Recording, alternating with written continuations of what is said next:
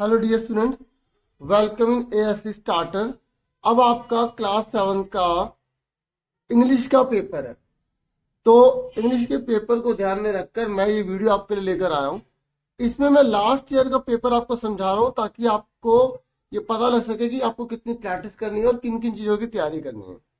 Last year और इस year का बिल्कुल पैटर्न सेम है, तो ये आप सैंपल पेपर की तरह लीजिए और काफ़ी इसका बेनिफिट उठाइए। ठीक है, तो देखिए पहला जो क्वेश्चन आएगा ना सेक्शन ए में जो आप देख रहे हैं, ये आपका क्वेश्चन नंबर 1 जो है 8 नंबर का रहेगा डियर। और इसमें क्या है, आपको पैसेज देंगे और फिर आपको इसके आंसर ढूंढ के करने हैं। मैं आपको समझाऊंगा भी, आप अपने आप ट्राई भी करना आंसर क्या होगा। मैं आपको समझाता हूँ, ध्यान सुनो। ये कह रहा है the panchayat was held the same evening under an old banyan tree. जो एक ओल्ड बनियान ट्री था ना, तो उसके नीचे क्या हुआ, पंचायत हुई। क्या हुई, पंचायत हुई। Jumman stood up and sad. Jumman stood, देखो यहाँ पे सेकंड फॉर्म लगाई गई है पास्ट टेंस में। जुम्मन खड़ा हुआ और बोला the voice of the panch is the voice of God. जो पंच की आवाज होती है वो भगवान की आवाज होती है। Let my aunt nominate the head panch. मेरी जो आंट है ना, उनको नॉमिनेट करने दो। हेड पंच वो किसको बनाती है, मतलब जिसको हेड पंच बनाएगी वही डिसीजन लेगा, और जो वो डिसीजन लेगा सबको मानना पड़ेगा। ये हो गया। I will abide by her decision, और मैं उसके डिसीजन को मानूंगा। द पंच नोज, क्या बोला इसने, the panch knows neither friend nor enemy. ना तो पंच का कोई दोस्त होता है, ना पंच का कोई दुश्मन होता है। What do you say to Algu Chaudhary, the old lady announce. देखो ओल्ड लेडी ने अलगू चौधरी को जो है पंच, हेड पंच जो था वो नियुक्त कर दिया। ठीक है, तो उसने बोला कि तुम मुझे बताओ अलगू चौधरी के बारे में तुम क्या सोचते हो, तो अलगू चौधरी को बना दिया क्या हेड पंच। ठीक है, अब ये पहला क्वेश्चन है। अब आप खुद ईमानदार से आंसर बताइए। The panchayat was held in the dash under a dash tree. तो पंचायत जो हो रही थी वो कहाँ हो रही थी, देखो आपको पैसेज में ढूंढना है। ठीक है, देखो यहां पर क्या लिखा है, इवनिंग, और किसके नीचे और ये लिखा under an old banyan tree. हमें दोनों मिल गए, तो इसमें से कौन सा आंसर ठीक होगा, इसका होगा इवनिंग बनियान ट्री। तो एग्जाम में जब क्वेश्चन नंबर 1 आप करोगे, नंबर 1 डाल के आप पहले का बी लिख के आंसर लिख दोगे। अगर आप इतना भी लिख दोगे तब भी ठीक है, लेकिन अगर आप पूरा लिख देते हो तो टीचर को पता लग जाता है हाँ बच्चे ने एक्चुअली में लिखा क्या। समझ में आ गई। ठीक है, उसके बाद नेक्स्ट क्वेश्चन है यहां पर है द पंच नोज नीदर। जो पंच होते हैं वो क्या नहीं जानते, डैश नो डैश। बताओ कहां पर ये आया था नोर, ध्यान से देखो पैसेज में, देखो कहां पर आया था, ये लिखा नोर। तो पंच क्या नहीं जानते, फ्रेंड और एनिमी। ना तो पंच का कोई फ्रेंड होता है ना कोई एनिमी होता है। फ्रेंड मतलब दोस्त, एनिमी मतलब दुश्मन। तो किसमें लिखा है, इसमें लिखा है, तो इसका आंसर ए आ गया। तो दूसरे का आप जो है ए लिख के फ्रेंड और एनिमी लिख दोगे। ठीक है, मैं आपको एग्जाम में बता रहा हूँ, सब एग्जाम में करेंगे। ठीक है, उसके बाद नेक्स्ट है who was nominated as head panch and by whom. किसके द्वारा हेड पंच को नियुक्त किया गया और किसको किया गया। बताओ हु वाज नॉमिनेटेड मतलब किसको किया गया यहाँ पर हेड पंच, और किसने करा। बताओ किसको किया गया था, देखो यहाँ पे साफ साफ लिखा है, यहाँ पर अलगू चौधरी और लेडी अलाउंस लिखा है ना। तो अलगू चौधरी और लेडी अलाउंस कहाँ लिखा है, ढूंढ लो। देखो यहाँ पर अलगू लिखा है खाली, चौधरी लिखा, लेकिन जुम्मन लिखते गलत हो गया, ये गलत हो गया। तो कौन सा, अलगू और लेडी होना चाहिए। ये रहा अलगू और लेडी, जरूर नहीं कि पूरा नाम लिखा हो। सुनने मेरी बात, ओल्ड लेडी आंसर आ गया। उसके बाद नेक्स्ट है यहां पर फोर्थ, ये कह रहा है dash said that the voice of the panch is the voice of dash. बताओ किसने कहा कि जो पंच की आवाज होती है वो डैश की आवाज होती है, किसने कहा, किसने कहा था। देखो यहां पर ध्यान से देखो, यहां पर लिखा था the voice of the panch is the voice of God. यहां पर तो गॉड आएगा, किसने कहा था, जुम्मन। तो जिसने ध्यान से पढ़ा और उसमें ढूंढ लेता है ना सेम लाइन को मिलती जुलती को, वो आराम से कर लेगा। तो यहाँ पर क्या जुम्मन ने कहा था, और किसकी आवाज थी, गॉड की। तो इसका आंसर क्या है? सी। समझ में आ रहा है? देखो मैं आपको बता दूं कि जो ऑफिशियल आंसर की है ना, जो डीओ इशू करती है, वो भी आपको इस वीडियो में दिखा देता हूँ। ये देखो, जो ये डीओ ने इशू की थी, ताकि आपको और श्योरिटी हो सके कि आंसर जो है यही है। ठीक है, मैं आपको डीपली अच्छे से समझा रहा हूं। क्लियर हो गया? उसके बाद जो है नेक्स्ट, यहां पर सिनोनिम का मतलब तो सेम मीनिंग। सेम मीनिंग बताना आपको। अनाउंस का सेम मीनिंग क्या होता है? अनाउंस का सेम मीनिंग होता है डिक्लेयर करना, किसी को नोटिफाई करना, किसी को बताना। तो इसका आंसर क्या आएगा? ए। समझ में आ गया आपको? ठीक है, ऐसे ही देखो मैं अब सिर्फ बता दे रहा हूँ, ये लिख नहीं रहा, क्योंकि आपको पता लग गया ना कि कैसे लिखना है। तो आपको वो खुद लिखना है सारा। ठीक है, उसके बाद नेक्स्ट क्वेश्चन है यहां पर।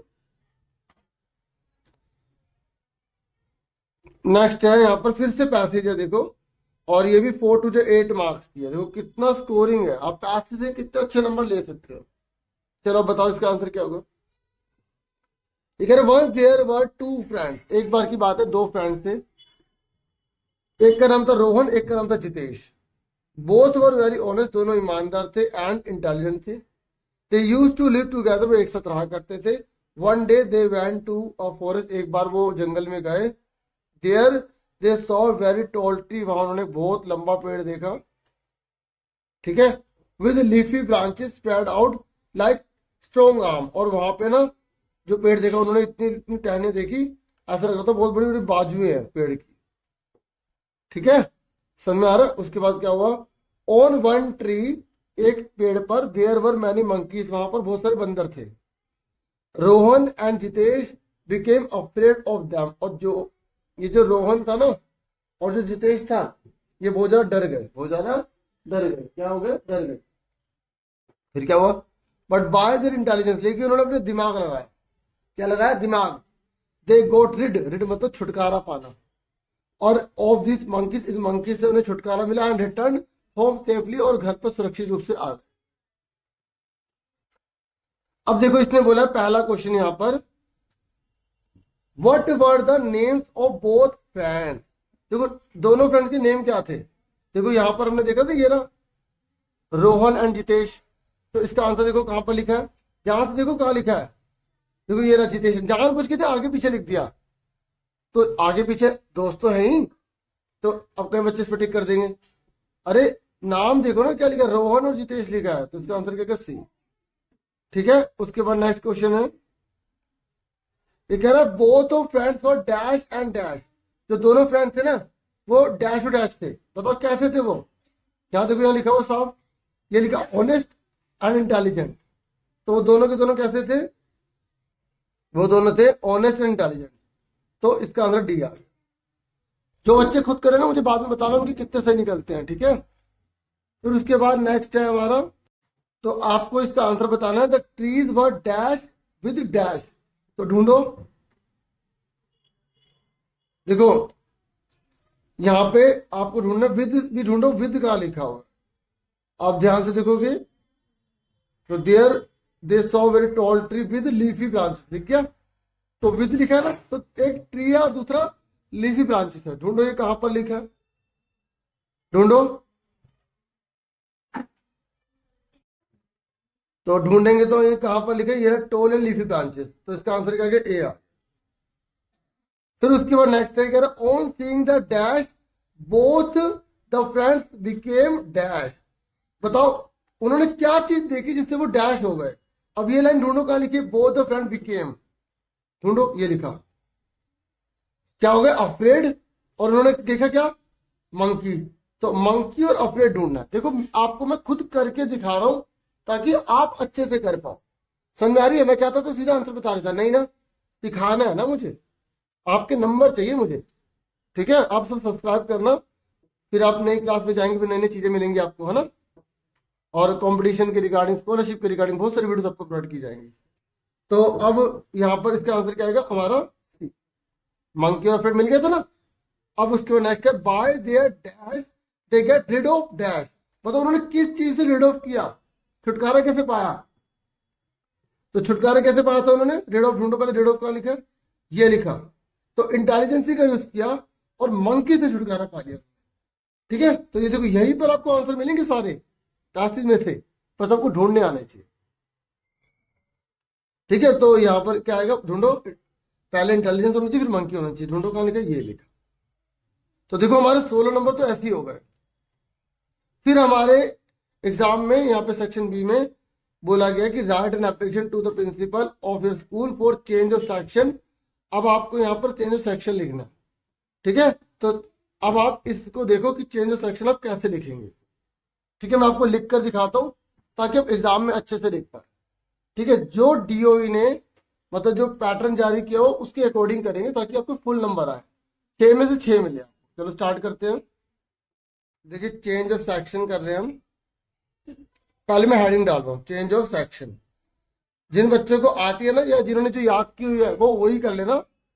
ठीक है, बाकी पैटर्न देख लो आप एग्जाम में आपको करना कैसे। सबसे पहले आप यहाँ पे एग्जामिनेशन हॉल लिखो, क्योंकि आप एग्जाम में बैठकर ये कर रहे हो, एग्जामिनेशन हॉल। ठीक है, और आप कहाँ पर एग्जाम दे रहे हो? दिल्ली में दे रहे हो दिल्ली में, बिहार में दे रहे हो बिहार में, यूपी में दे रहे हो तो यूपी में लिख दो। फिर उसके बाद लाइन छोड़कर डेट लिखनी है आपको। जैसे आप कौन सी तारीख को दे रहे हो पेपर, मार्च 16 2000 जो भी सन होगा वो लिख देंगे आप। फिर उसके बाद लाइन छोड़ के यहाँ पर आपको किसको एप्लीकेशन लिखनी है? यहाँ पर आपको लिखनी है, यहाँ पर आपको लिखनी है प्रिंसिपल को। ठीक है, प्रिंसिपल को, तो द प्रिंसिपल, प्रिंसिपल की स्पेलिंग उसी में लिखिए। फिर आपको यहाँ पे स्कूल का नेम लिखना है, जो भी आपका स्कूल का नेम होगा। फिर उसके बाद ये एड्रेस लिखना कि आपका जो स्कूल है वो कहाँ पर है, गीता विहार जहां पर भी है वहां पर लिख देंगे। फिर उसके बाद आप यहाँ पे दयाली बिहार कॉलोनी जहां पर भी है वो लिख देंगे। फिर यहाँ पे आप सब्जेक्ट लिखेंगे। ये हेडिंग डालने जरूरी है सब्जेक्ट की, ये बिल्कुल मैं आंसर ही कर रहा हूँ आपको। ठीक है, तो सब्जेक्ट क्या है? Change of section, change of section. फिर उसके बाद यहाँ पर आप लिखेंगे सरिया मैडम। देखो दोनों में से एक लिखना, 2 नंबर लिखना। मुझे नहीं पता ना आपके स्कूल में मैडम है इस तरह। ठीक है, जो प्रिंसिपल है। ठीक है, समझ में आ रही है? उसके बाद यहाँ पर आप लिखोगे मोस्ट रिस्पेक्टफुली, या कोमा डाल देना पहले। ठीक है, मोस्ट रिस्पेक्टफुली। उसके बाद थोड़ा सा मैं इसको छोटा कर देता हूँ ताकि देखने में दिक्कत ना हो। ठीक है, मोर रिस्पेक्टफुली। फिर आप लिखोगे यहाँ पर I beg to say that, THATSAY TO2। ठीक है, TO2 लिखा है। I beg to say that I am a student of 7th class of your school. ठीक है, समझ में आ गई यहां तक आपको?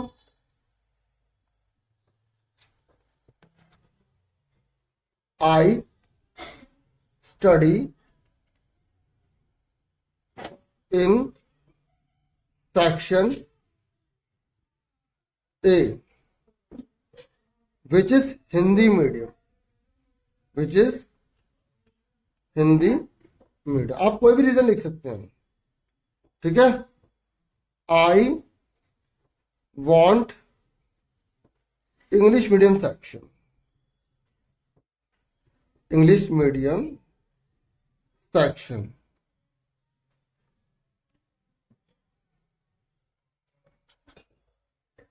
I want English medium section, तो इसलिए काइंडली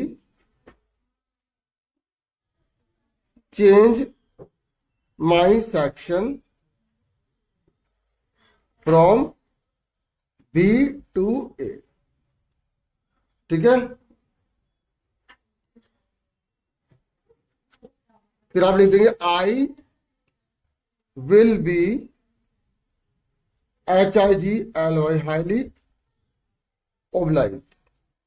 देखो मैं चाहता और बड़ा कर सकता था यहाँ पर कि भाई हिंदी मुझे डिफिकल्टीज होती है, ठीक है, इसलिए मुझे इंग्लिश मीडियम चाहिए, तो मैंने ब्रीफली लिखा। आप चाहे तो आपने जो लर्न किया वो भी लर्न कर सकते हैं। ठीक है, बाकी बिल्कुल सही लिखा गया। ठीक है, उसके बाद हम लिखेंगे थैंक यू। फिर आगे लिखेंगे योर OBDIENTLY, ओबिडेंटली। तो यहाँ पे आपका नेम आ जाएगा, ठीक है। और यहाँ पर आपकी क्लास आ जाएगी 7th बी, क्योंकि आपको बी सेक्शन है, अब ए चाहते हैं, ठीक है। तो डियर मैंने आपको ये अच्छे से बता दिया है, और जो ऑफिशियल आंसर है ना, तो उसमें अब बता भी रखा है, देखो कि फॉर्मेट के कितने नंबर है, कंटेंट के कितने नंबर है, एक्सप्रेशन के कितने नंबर है, ग्रामर के कितने नंबर है। और ये मैंने आपको सारे आंसर बता दिए, ये क्या क्या आंसर थे इसके, ठीक है ना। अब हम आगे की चीज कर रहे हैं, अब आपको आगे समझना है, ठीक है। ठीक है, अब आगे देखो आगे क्या है, यहाँ पर हम देखते हैं। आगे हमें बता रखा है कि आप अगर आप एप्लीकेशन नहीं करना चाहते, तो आप पैराग्राफ कर सकते हो। माय मदर पर आया, तो मैं आपको माय मदर पर बिल्कुल सिंपल लैंग्वेज में दिखा देता हूँ, ठीक है। ये जो नीचे लिखा होता है ना, ये हिंट लेने के लिए है कि आप इसकी हिंट ले सकते हैं। जैसे यहाँ पर बोला कि ये अलग, ये हिंट दे रखे ना, जरूरी नहीं कि ये वाले हिंट आपको यूज करना है, आप अपनी मर्जी से भी लिख सकते हो, ठीक है। इसलिए मैंने अलग तरीके से लिखा। अब ये है माय फेवरेट पर्सन, या माय मदर पर आ जाए तो आपको क्या लिखना है, सुनो इधर देखो। My mother is my best friend and my favourite person. Both my parents love me a lot, but my mother is only person I can share everything with, ठीक है। मतलब ऐसी माँ है मेरी जिसे मैं अपने सारी बात शेयर कर सकता हूँ, ठीक है। मतलब दोनों मुझसे बहुत प्यार करते हैं, मैं दोनों से प्यार करती हूँ, लेकिन मम्मी से अपनी सारी बात शेयर कर लेती हूँ या कर लेता हूँ। I can share everything with, ठीक है। शी इज वेरी स्वीट, वो बहुत स्वीट है। And take care of everyone, वो हर किसी का बहुत ज्यादा ध्यान रखती है। जैसे यहाँ पर बोले ना, ये लिखो टेक केयर, ब्यूटीफुल, लव्स, ठीक है। तो इस तरीके से ये सब यूज कर सकते हो, यहाँ पर मैंने यूज किया है। शी इज वर्किंग वुमेन, वो वर्किंग वुमेन है, ठीक है। But still manage to find time for everyone, फिर भी सबके लिए टाइम निकाल लेती है। And lets anyone feel left out, और मतलब lets anyone feel left out, मतलब किसी को ऐसा नहीं होता कि कोई वो ये किसी को नहीं पूछा, सबके लिए काम करते हैं। तो मतलब बना बना के कुछ भी लिख सकते हो, ये आइडिया के तौर पर आपके लिए लिखा है, ठीक है। सिर्फ आइडिया देने के लिए आप यूज भी कर सकते हो उसको, ठीक है। मैं ये नहीं कर रहा, आप ये यूज करो। फिर उसके बाद डियर आपकी देखो, स्टोरी राइटिंग तो आपको खुद बनानी पड़ेगी अपनी लैंग्वेज में, पास्ट टेंस में लिखनी पड़ेगी। ये हिंट लिखी हुई आप इसको यूज कर सकते हो। एक देखो, स्टोरी राइटिंग दो प्रकार की दे रखी है, ये वाली करो या ये वाली करो, मतलब चित्र देखकर अपनी लैंग्वेज में बना के लिखो या आप इसको यूज करो, ठीक है। तो स्टोरी राइटिंग का आंसर कभी नहीं दिया जाएगा, बच्चे ने जो लिखा उसके बेस पर से नंबर मिलेंगे, मैं आपको बताने जा रहा हूँ, ठीक है। अब आ जाओ ग्रामर के पोर्शन पर, फटाफट ग्रामर देख लो। ये कह रहा है आई हैव लिटिल डॉग, देखो यहाँ पे लिटिल आ रहा है, ला आ रहा है, ला। तो बताओ यहाँ पर कौन सा वोवल लगेगा, तो बताओ यहाँ पर क्या लगेगा, आ लगेगा, ठीक है। I have a little dog. मैं आपको बता दूं कि डियर ये देखो, यहां पर ना अगर वोवल साउंड आ जाता है, तो आपको ए आई ओ और यू, ये वोवल साउंड है। अगर ये वोवल साउंड आते हैं तो आपको ये याद रखना है, मतलब आ से लेकर अड़ा खाली की आवाज होनी चाहिए। ये भले लिखा आ जाए, लेकिन आ से अड़ा खाली की आवाज होनी चाहिए, तभी उसमें एल लगा। और दूसरा होता है कॉन्सोनेंट साउंड, इसमें क्या होता है डियर, कॉन्सोनेंट साउंड में कि का से लेकर ज्ञा तक की साउंड होनी चाहिए, तब वहां पे ए लगाते हैं। जैसे मैं आपसे पूछ रहा हूं यूनिवर्सिटी, बताओ दोनों में से क्या लगाएंगे, एन या ए। यहाँ पे यू आ रहा है, यू यहाँ से यज्ञ आ रहा है, इसके अंदर आएगा ना, तो इसमें ए लगा। अब बताओ आवर में क्या लगाएंगे, H O U R, hour. इसे आवर पढ़ते हैं, आवर मतलब घंटा जो होता है, घंटा। तो आ इसमें आ रहा है, तो एन लगाएंगे, ये आपको ध्यान में रखना। बताओ यहाँ पे ई डबल जी लिखा है, तो क्या लगाएंगे, एन, ठीक है। ये बताओ इंक पोर्ट लिखा है, तो क्या लगाएंगे इसमें, एन, ठीक है। यहाँ पर लिखा है एम ए, तो इसे बोले एम ए, तो ए से एडी आ रहा है, तो एन लगाएंगे। समझ में आ रही है। तो ये आपको यूटेंसिल लिखा है, मतलब बर्तन, यूटेंसिल, क्या लगाएंगे, ए लगाएंगे। यू पढ़ रहे हैं ना, यूटेंसिल्स पढ़ रहे हैं। साउंड को देखना होता है, किसको देखना होता है, साउंड को देखना होता है। समझ में आ रही है मेरी बात, मैं जो आपको समझाने जा रहा हूं। और अगर कोई खास चीज आ जाती है, खास चीज, देखो ये दोनों जो होते हैं ना, ए और जो एन होता है ना, ये इनडेफिनेट होते हैं, इनडेफिनेट। और जबकि जो दा होता है ना, दा, वो होता है डेफिनेट, डेफिनेट होता है। समझो? तो अब बताओ, ईस्ट है ना, ईस्ट ये खास है, स्पेशल है, दुनिया में एक ही तो है ईस्ट, पूर्व दिशा, तो वो दा लगाए। इंसानों के आगे दा मत लगा देना, इंसानों में नहीं लगाते दा। अब बताओ, गंगा एक ही तो है, गंगा, तो दा लगाए। रिवर है ना गंगा, है ना, तो दा लगाएंगे। समझ में आ गई? इस बात को आपको ध्यान में रखना है। जो सूरज है, सन, तो क्या लगाएंगे? दा लगाएंगे। जो खास चीज होती है वो दा लगाएंगे। तो ये मैंने आपको समझाया। अब ये देखो, तो इसके आगे आंसर अगर पूछेगा आई हैव डैश डॉग, तो यहाँ ए लगेगा। फिर ये कह रहा है आई गो फॉर वॉक डेली, तो यहाँ वो कह रहा है, वो वॉक, तो वहां से वक किस में आएगा? इसमें आएगा ना, तो ए आएगा इसमें भी। फिर उसके बाद नेक्स्ट है, ये कह रहा है they gave me dash books, तो बुक्स को गिन सकते नहीं गिन सकते? इसको देख के पता लगाना कि हमें क्या करना है। तो बुक्स को गिन सकते तो मैं नहीं लगाएंगे। देखो मैं आपको बता दूं, ये ना यहाँ पे आपको डिटर्मिनर्स में होता है ये, तो मैनी और मच दोनों में क्या फर्क होता है? मैनी वहां लगाते हैं काउंटेबल, जिसे गिन सकते हैं। मच वहां लगाएंगे जो अनकाउंटेबल, जिसे गिन नहीं सकते। तो यहां पर मैनी लगाएंगे। उसके बाद यहां बोल रहा है अभिज्ञा इज डैश ऑनेस्ट गर्ल, देखो ओ आ रहा है, ओ से ओखली आ रहा है, ऑनेस्ट, तो क्या लगाएंगे? एन लगाएंगे।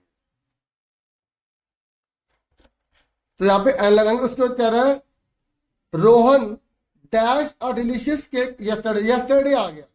अब ये टेंस के रूल देख लो आप, ठीक है? थोड़े से बता रहा हूं आपको जो आपके में आ रहे। तो लास्ट लिखा आ जाए, एगो लिखा आ जाए, यस्टरडे लिखा आ जाए, तो आपको वर्ब की सेकंड फॉर्म लगानी है। सुन रहे मेरी बात? और अब आपको वर्ब आनी चाहिए तभी आप कर पाओगे। अगर टुडे लिखा आ जाए, डेली लिखा आ जाए, रेगुलरली लिखा आ जाए, टुडे लिखा आ जाए, डेली लिखा आ जाए, रेगुलरली लिखा आ जाए, सेल्डम लगा आ जाए, तो आपको, तो जब ये वर्ड लिखे आएंगे तो वर्ब की फर्स्ट फॉर्म लगा। ठीक है? अब देखो वर्ब की जो फॉर्म होती है ना, 3 होती है, मैं आपको बता दूं। फर्स्ट होने को तो बच्चे 4-5 भी कर लेते, मेन यही सुनो, प्ले, प्लेड, प्लेड, गो, वेंट, गो, ये आपको याद रखना। ठीक है? तो अब इसका आंसर बताओ जल्दी से। रोहन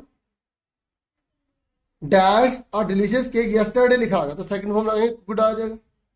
समझ में आ गई? फिर उसके बाद ये एडजेक्टिव भरनी है, डिग्री। तो इसका मतलब ये हो कि आपके कोर्स में डिग्री आ रही है, और जब डिग्री आ रही है तो डिग्री फटाफट अभी आप देख लो जल्दी से। डिग्री, तो डिग्री जो है वो कौन सी होती है? डिग्री एडजेक्टिव में होती है, और इसमें फर्स्ट, सेकंड, थर्ड आपको याद करनी पड़ती है। पहले वाले को पॉजिटिव कहते हैं, दूसरे वाले को कंपैरेटिव कहते हैं, और थर्ड वाले को सुपरलेटिव कहते हैं।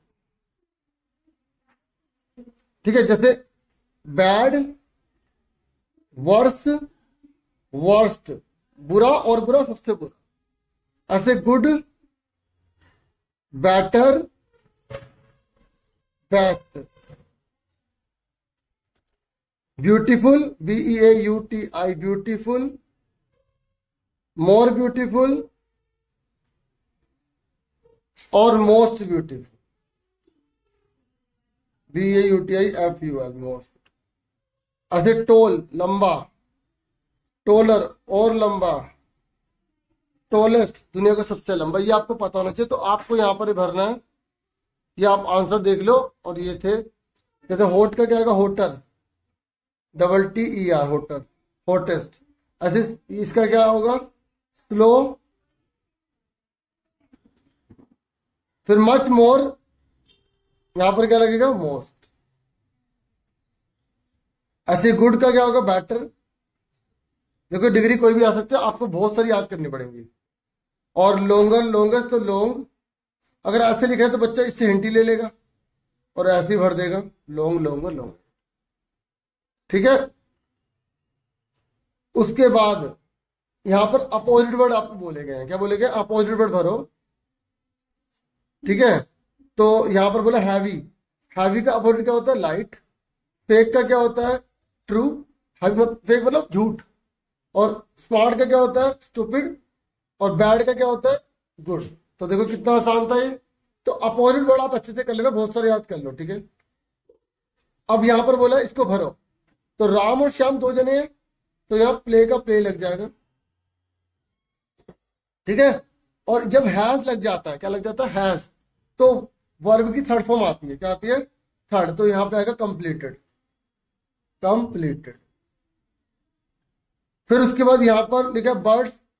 जब बर्ड्स लिखा है, प्लूरल लिखा है, प्लूरल लिखा है तो प्लूरल आएगा, तो फ्लाई का फ्लाई आएगा। फिर यहां पर लिखा है यस्टरडे, तो यस्टरडे लिखा तो वर्ब की सेकंड फॉर्म आ जाएगी, WATCHED लगा देंगे वॉच। ये आंसर देख लो। ठीक है। अब मैं थोड़ा सा आपको बता दूं कि सिंगुलर के साथ सिंगुलर आता है, मतलब सिंगुलर अगर नाउन है या प्रोनाउन है तो सिंगुलर ही वर्ब आएगी। और अगर प्लूरल है नाउन या प्रोनाउन, तो प्लूरल ही वर्ब आएगी। ठीक है। समझ में आ रही मेरी बात? अब मैं एक एग्जांपल आपको बता देता हूं। देखिए, ये प्रेजेंट टेंस की बात हो रही थी। आई के साथ क्या लगाओगे? बताओ, गो लगाओगे या गोज लगाओगे? गो लगाओगे। अब आई जो बहुत चालाक होता है, कई बार प्लूरल का काम करता है, कई बार सिंगुलर का काम करता है, इसलिए बच्चों को याद रखना पड़ता है। वी के साथ क्या लगाएंगे? गो। बताओ ही के साथ क्या लगाएंगे? गो या गोज? बताओ, गोज लगाएंगे। ठीक है। मैं देख रहा था क्या करोगे। ही के साथ क्या लगाएंगे? गो या गोज? गोज लगाएंगे। Very good. जो बच्चे बता रहे हैं उनको बोल दो मैं। बताओ क्या लगाएंगे? गो या गोज? जल्दी बोलो। गोज। शाबाश। ठीक है। तो डियर इतना ही था इस वीडियो में। वीडियो को लाइक प्लीज जरूर किया करो। ठीक है। लाइक करोगे तो ही तो कुछ होगा। ठीक है। बाकी का जो पार्ट है हम कोशिश करेंगे नेक्स्ट वीडियो में लाने की। ठीक है। तब तक के लिए खूब मेहनत करें, पढ़ाई करें, टाइम वेस्ट बिल्कुल ना करें। Thank you for watching and listening carefully. Take care yourself dear student. Bye bye. Bye bye dear students. अपना खूब ध्यान रखना।